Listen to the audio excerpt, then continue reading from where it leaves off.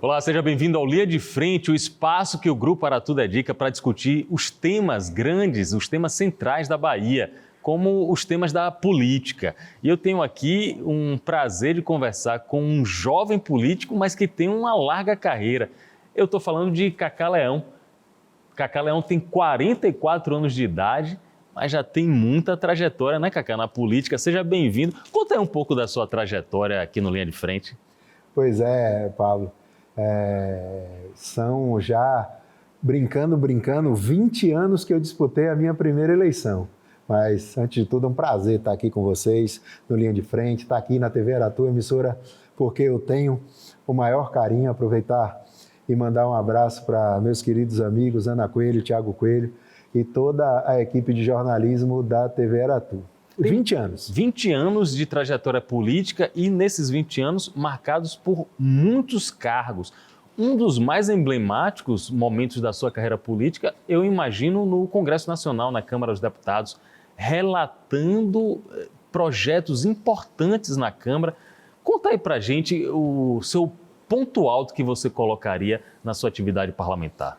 Pois é, foram nesses 20 anos, 8 deles foram em Brasília, né, como deputado federal, onde eu ainda tenho a honra de ter no meu currículo de ser o único deputado federal em primeiro mandato que relatou o Orçamento Geral da União, né, a relatoria mais importante das duas casas, né, para quem está nos vendo, o Congresso Nacional compõe a Câmara dos Deputados e o Senado Federal, né, onde os 513 deputados e os 81 senadores trabalham em conjunto numa comissão mista, né, tirando as medidas provisórias e algumas CPIs, a comissão mista é a única comissão permanente que trabalha com as duas casas juntas, e a relatoria do orçamento é a relatoria mais disputada das legislaturas, né? Tanto que existe um revezamento, um ano essa relatoria fica para a Câmara, no outro ano, no ano seguinte, essa relatoria automaticamente é do Senado Federal, justamente para não ter aí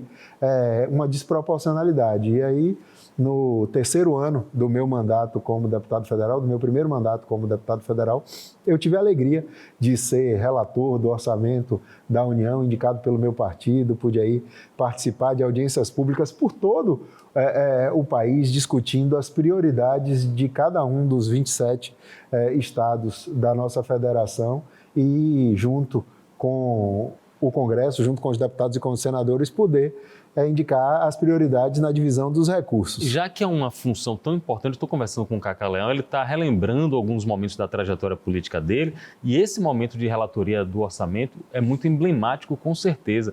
É um sinal de prestígio a você, como um jovem político, como a sua capacidade de articulação com os outros colegas parlamentares e também ao seu partido, que tem uma influência tão grande que tem o presidente da Câmara atualmente, não é isso? Com certeza, com certeza. O Progressistas é um dos partidos mais fortes, né? Um dos maiores e mais fortes partidos do Congresso Nacional.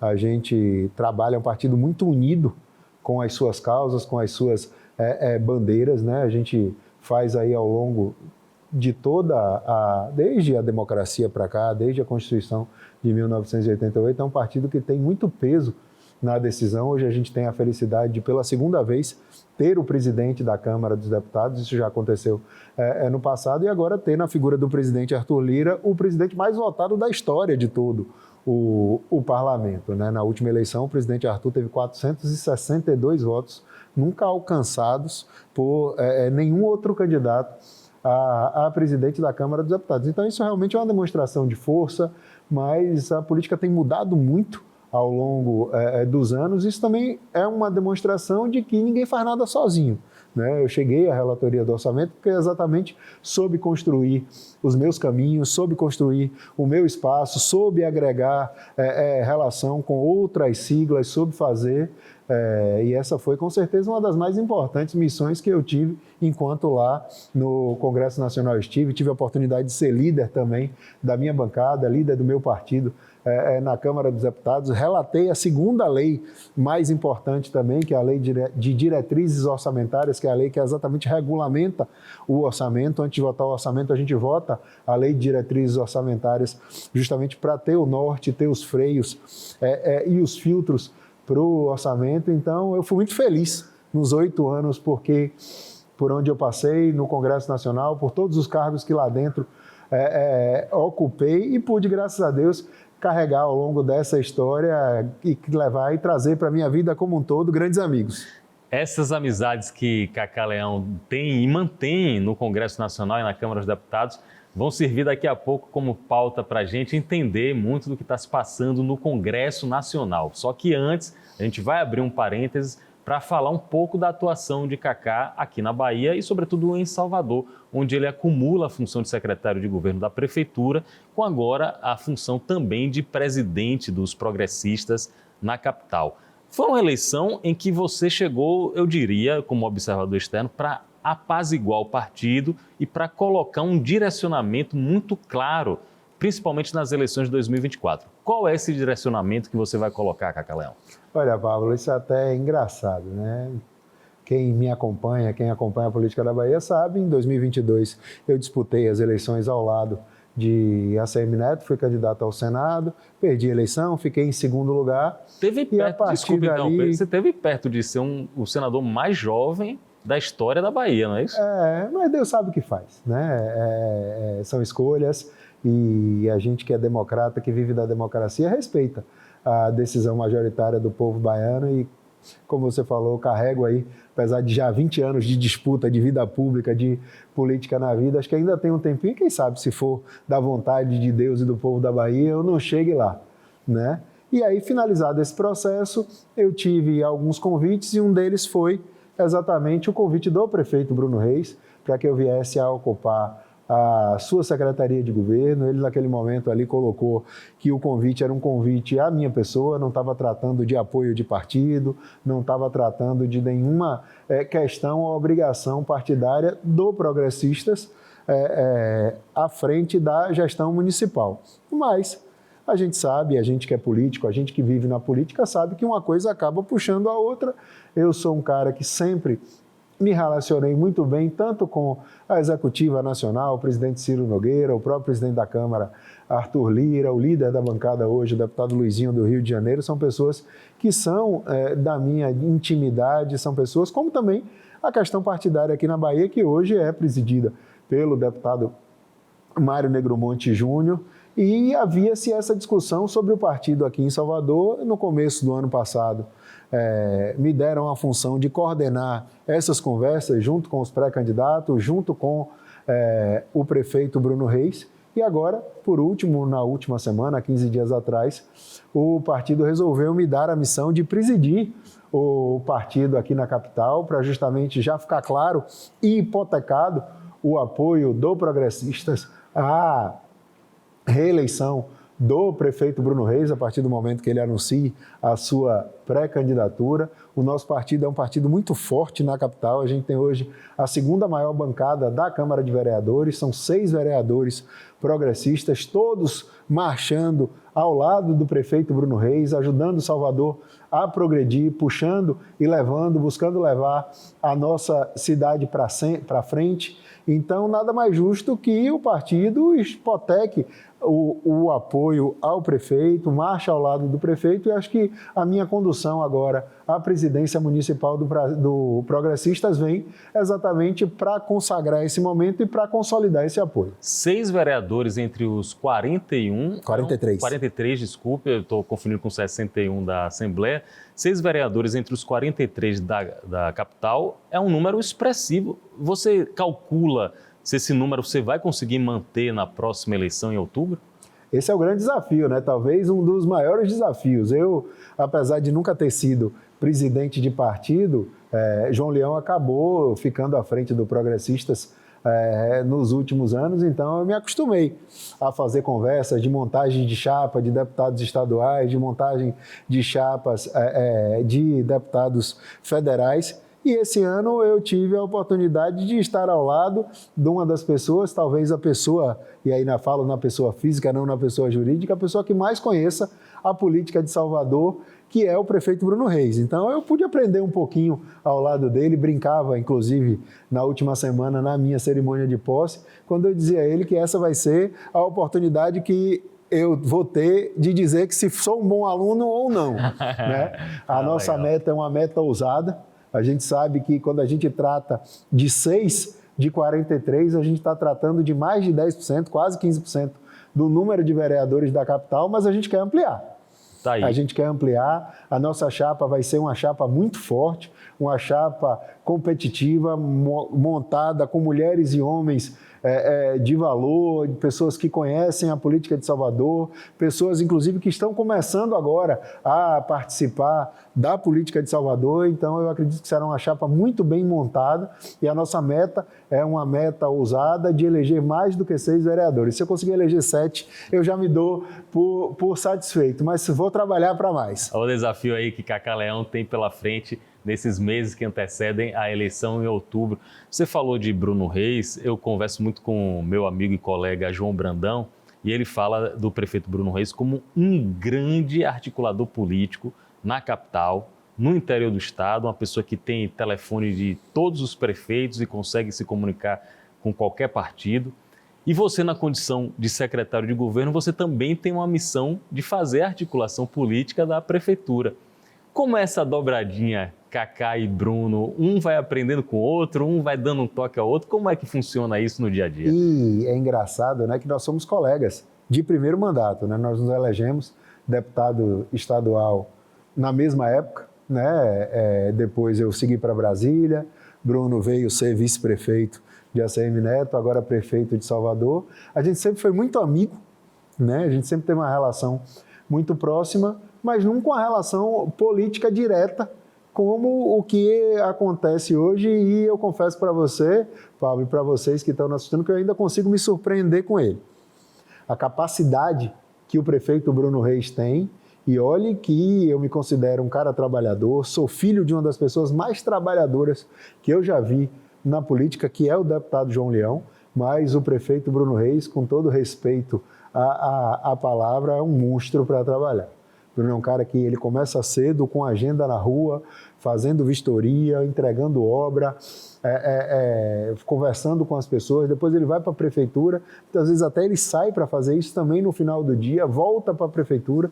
Tem um dia que eu consiga chegar em casa antes de 8h30, 9 horas da noite, sempre atendendo a todos, sempre tratando todos, sabendo fazer a parte que cabe à gestão, né? E é um grande gestor, tanto que Salvador é um canteiro de obras, né? Bruno assumiu uma prefeitura num momento talvez mais difíceis de toda a humanidade, em plena pandemia, soube controlar, soube passar pelo Covid, soube impulsionar novamente a nossa economia, soube retornar os investimentos para Salvador. Salvador hoje tem a presença da prefeitura com obras estruturantes nos seus 171 bairros. Salvador tem a presença da prefeitura espalhada pelos 4 cantos da cidade. Eu posso garantir para vocês que o prefeito Bruno Reis conhece todas de perto no papel, sabe quanto é que custa, sabe quanto é que está gastando, cobra prazo de execução, ele toma conta realmente do quintal dele de uma forma brilhante. Para mim tem sido um aprendizado muito grande e um orgulho muito grande estar ao lado e poder estar aprendendo com o prefeito Bruno Reis. E, além de tudo, ainda sobra tempo para fazer política, usa os seus finais de semana para conversar, usa os dias da semana para conversar com as lideranças políticas da cidade. É muito fácil. É um dia que eu brinco, eu cheguei hoje, 9h30 da manhã na prefeitura, porque participei de um evento fora também, sentei lá e fui e toquei o dia inteiro, né? De trabalho. Então, é muito prazeroso e tem sido, para mim, um aprendizado muito grande poder estar ao lado do prefeito Bruno Reis. É sinal que vocês gostam mesmo do que fazem. Como o pessoal diz, às vezes política é uma cachaça. Eu estou aqui com o Cacá Leão, daqui a pouco a gente vai falar também de Lauro de Freitas. Eu quero saber as avaliações sobre a região metropolitana de Salvador.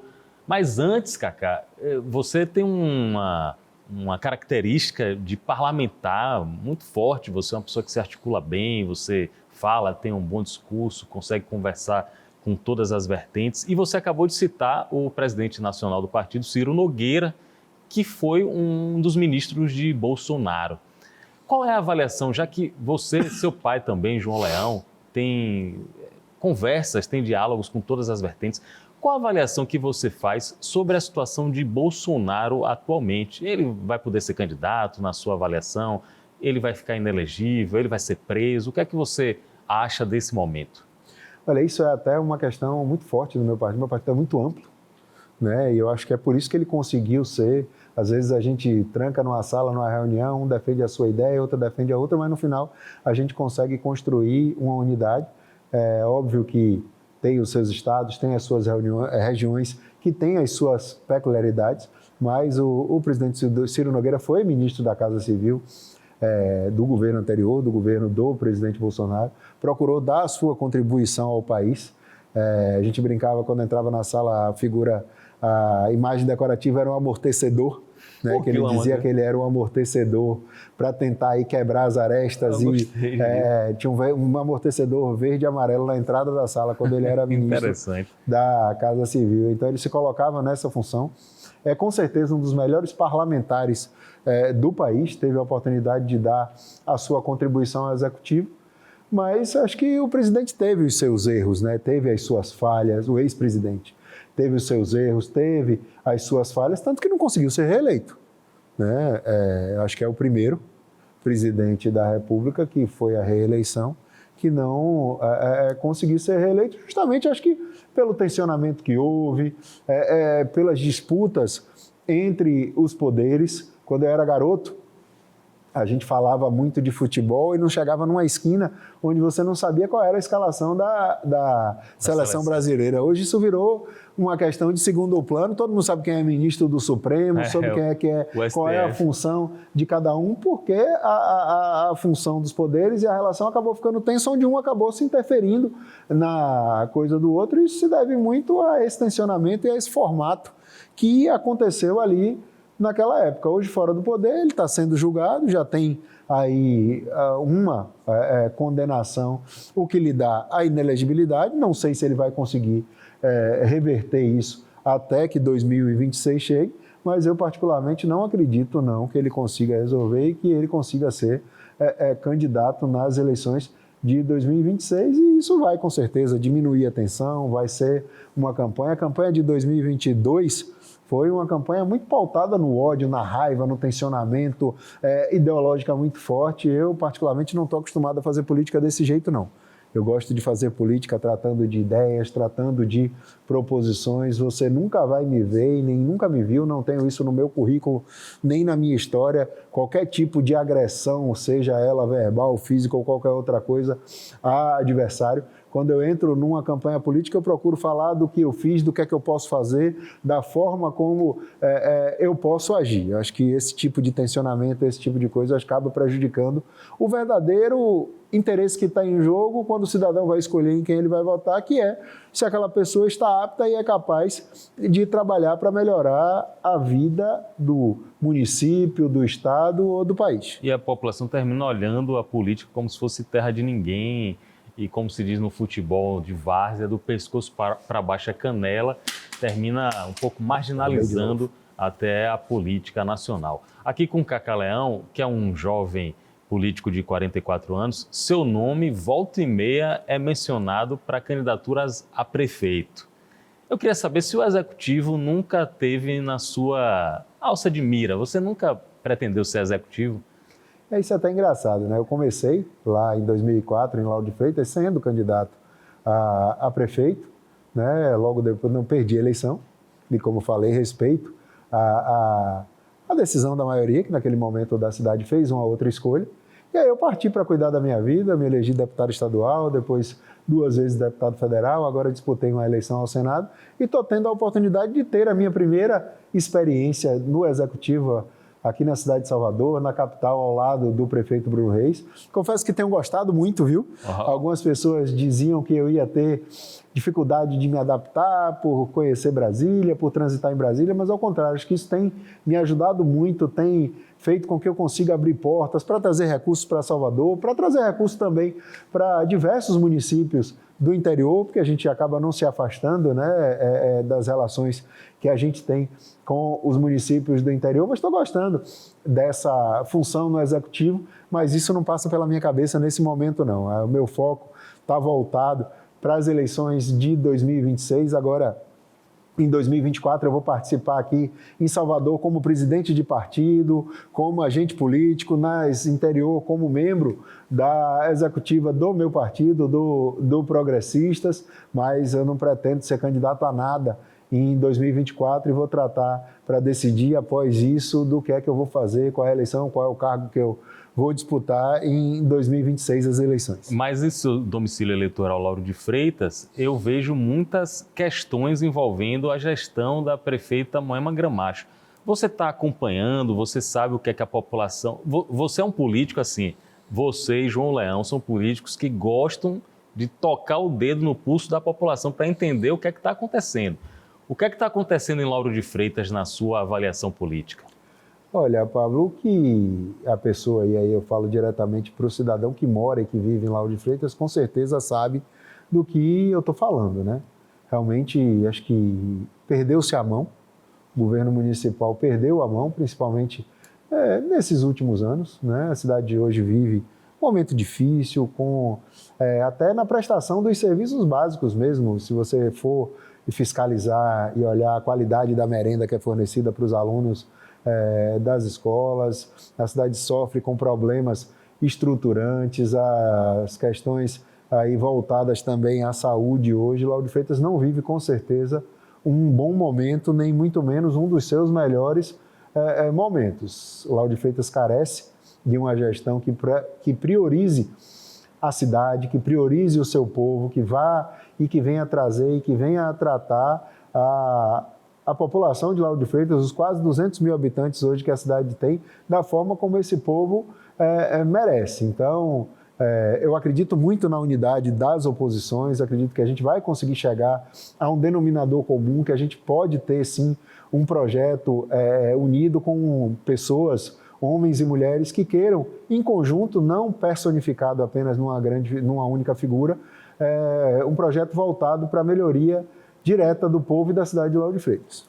Cacá Leão aqui conosco nessa edição do Linha de Frente. A gente está ouvindo mais sobre política e é bom quando a gente conversa com pessoas que entendem política na teoria e, sobretudo, na prática. Falando da prática política, Cacá, você mencionou o presidente da Câmara dos Deputados, Arthur Lira, que tem mandato até fevereiro do ano que vem.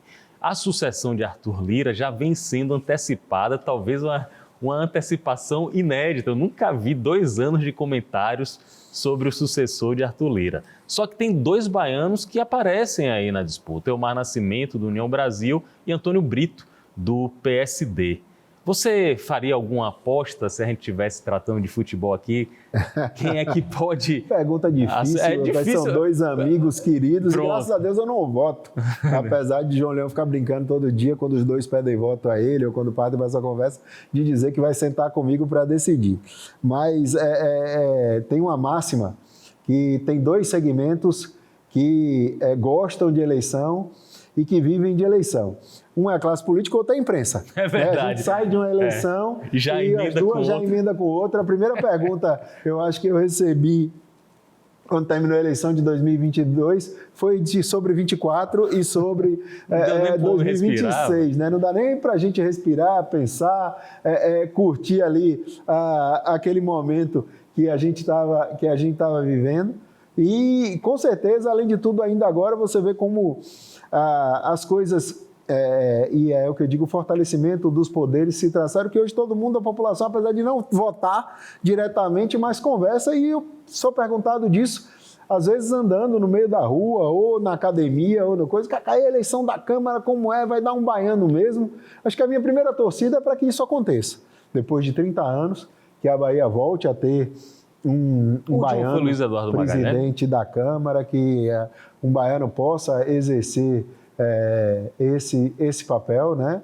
Como eu falei aqui, são 2 queridos amigos, são 2 homens públicos, mas eu não vou me furtar da sua pergunta, não. Eu acho que hoje o deputado Elmar Nascimento leva uma certa vantagem nessa disputa, por ser de um partido maior, talvez por conseguir hoje, com o seu partido, agregar uma frente maior, mas são 2 parlamentares valorosos e acho que isso vai se afunilar, pode ser até que lá na frente não chegue-se nem para nenhum dos 2, né?